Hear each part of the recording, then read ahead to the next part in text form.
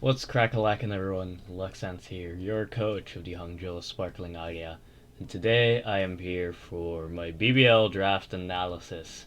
Now, BBL is a league created by Olivia Sama, or Liv, good friend of mine, that features Ubers generally of acceptable power level.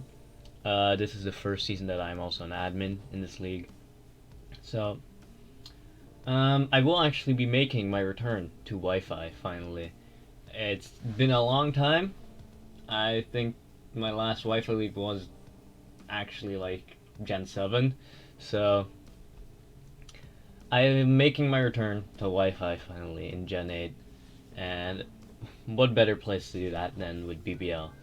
Now, the format of BBL is points. We have a 120 point budget. Or it was 130, I think, actually, due to Ubers being allowed, obviously.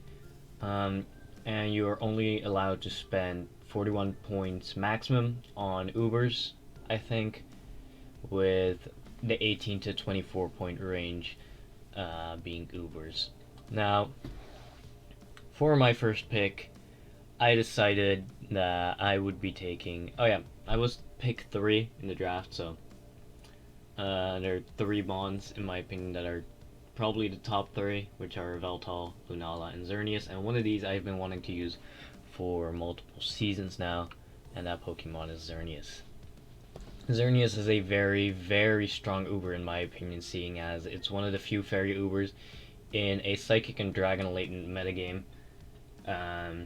And obviously with new tools such as Draining Kiss, it is still going to be very good. Now, obviously, this is not Geomancy Xerneas, that would genuinely just be ban worthy, but we do have Xerneas here to provide us with a strong fairy type off the bat. It has Defog as well, and honestly, Moonblast is generally the only offensive move that you need. Resists will still take like 30 to 40% probably if you're specs. So that's if they're good resist as well.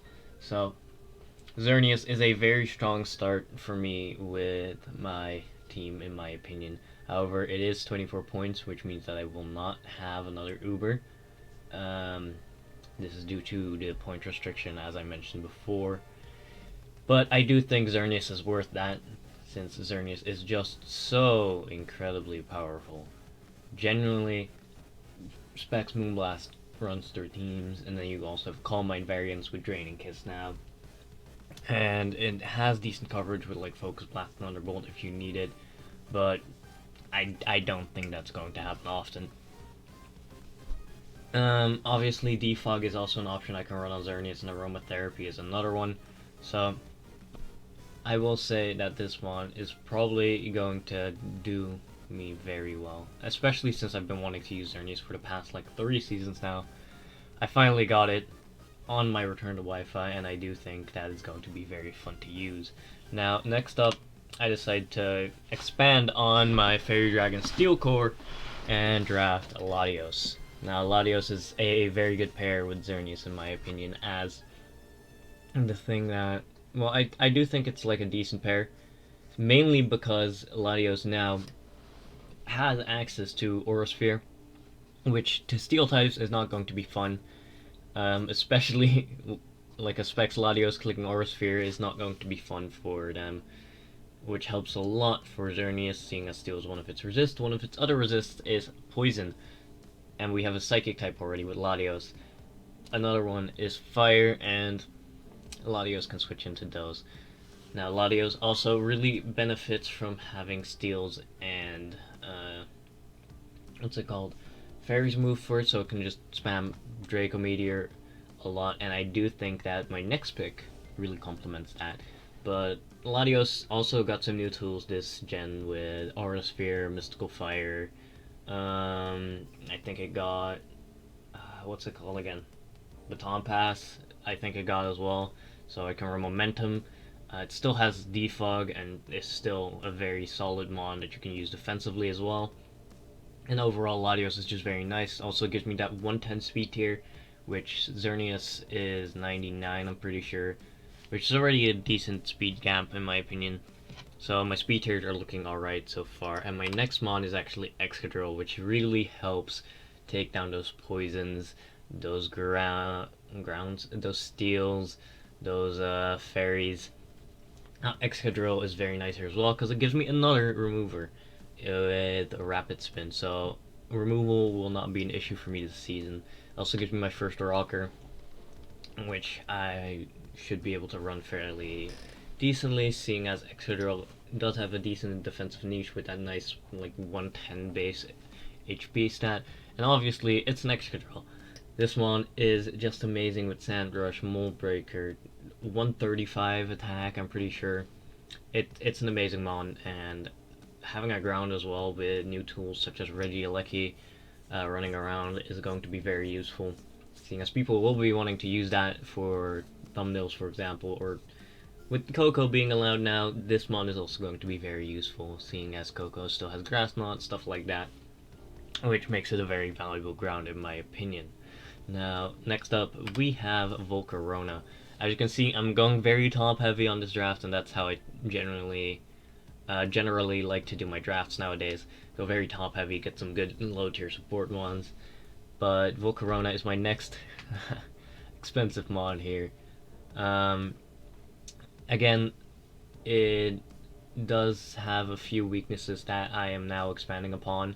In, for example, water, seeing as Excadrill is already weak to that as well, and I only have one resist in Alladios.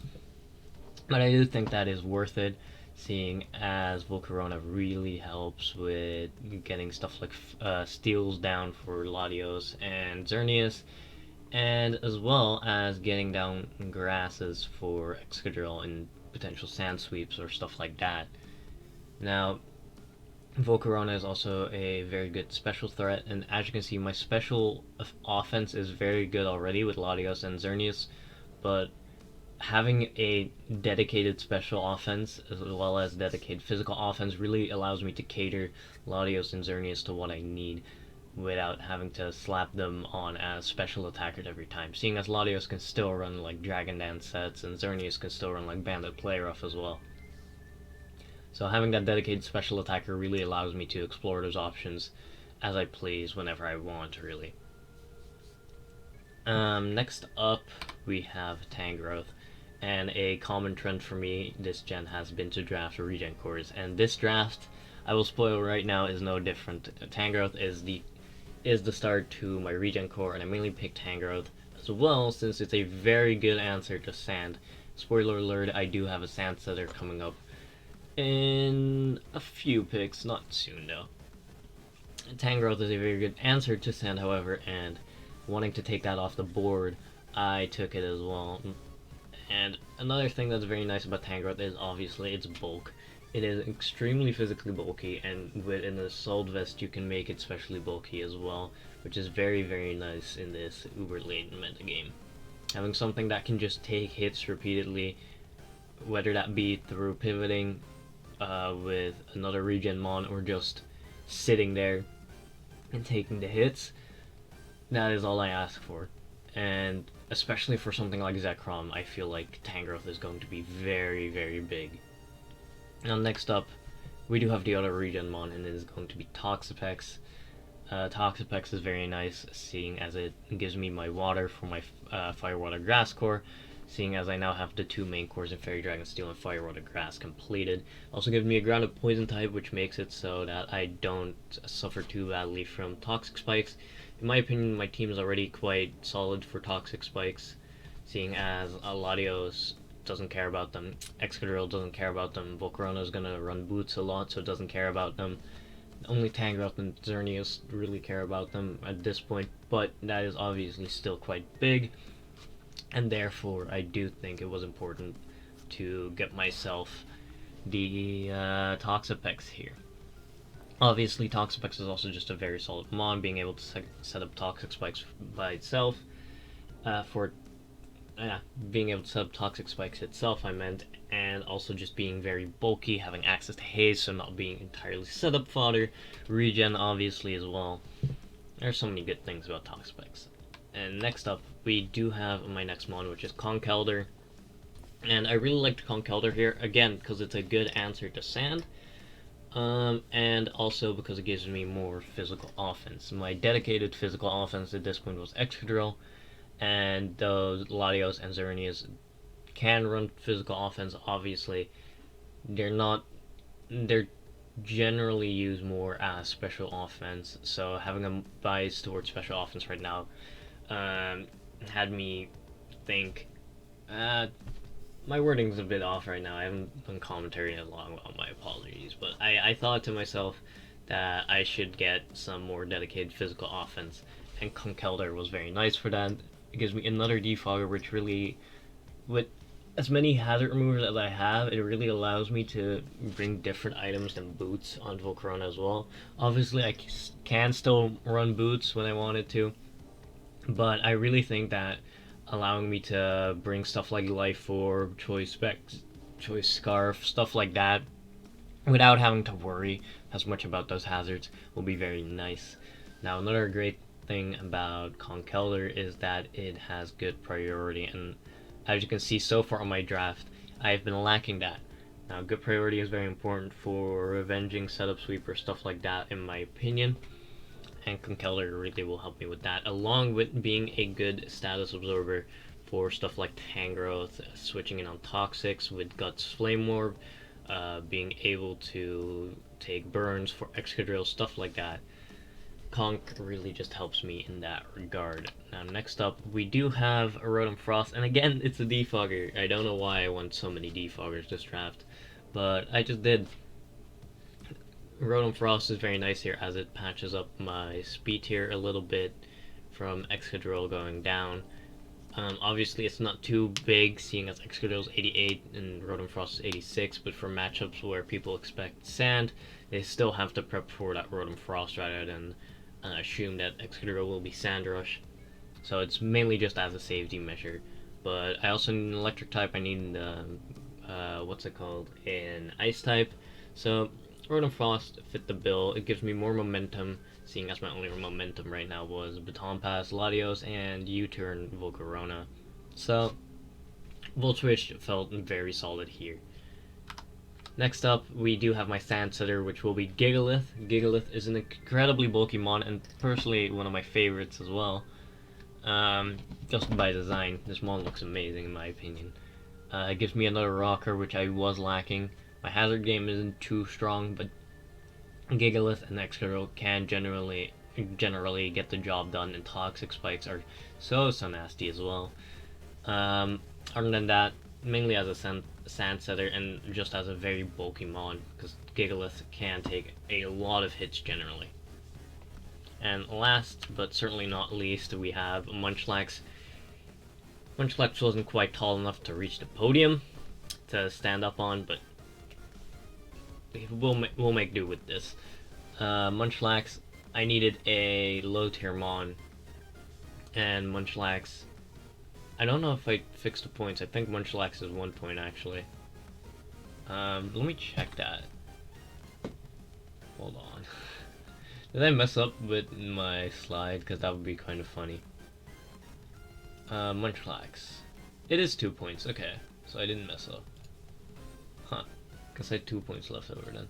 Well, anyhow, I took Munchlax, which kind of just there because I wanted a Ghost Resist, and Munchlax is actually surprisingly decent maneuver, seeing as it can take a lot of the special hits very well, seeing as it has like base 90 or something. What are its stats actually? I haven't actually looked too much of Munchlax, just know that it has good stats. It has 85 special defense and 135 HP, which makes it incredibly specially bulky for some reason with Eviolite. So that's very nice here, and obviously 85 attack is serviceable. 5 speed doesn't really matter because I wasn't outspeeding stuff to begin with. So Munchlax, I feel, is a very solid low tier mon here. And that was my BBL draft. So week 1 we will be facing Strummy TV.